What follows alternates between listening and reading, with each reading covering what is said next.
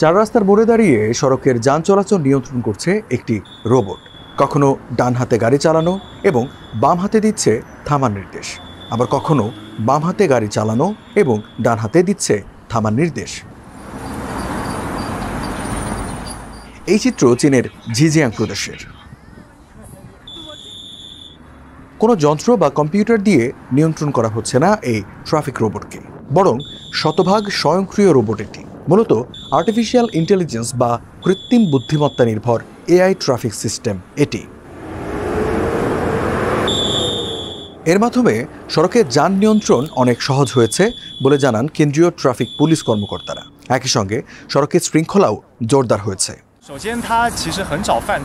শিক্ষানবিশ কর্মকর্তা হিসেবে একে নিয়োগ দেওয়া হয়েছে। শুরুর দিকে এটি কিছুটা ভুল নির্দেশনা দিত, তবে ধীরে ধীরে এটি দক্ষ হয়ে উঠছে। শুধু তাই নয়, ট্রাফিক পুলিশের চোখ এড়িয়ে যায় এমন অপরাধও শনাক্ত করছে এই রোবট। রোবট শীতে কাবু বা গরমে ক্লান্ত হবে না, ফলে এটি দীর্ঘ সময় ধরে কাজ করতে সক্ষম। সময়ের সঙ্গে সামঞ্জস্য রেখে এটিকে আরও উচ্চ স্তরের নির্ভুল কাজের জন্য তৈরি করা হবে। সড়কে এমন প্রযুক্তি সংযোজন বেশ সাড়া ফেলেছে ঝিজিয়াং প্রদেশে। প্রথমবারের মতো ট্রাফিক পুলিশ হিসেবে রোবটকে কাজ করতে দেখছি, এটি বেশ দারুণ।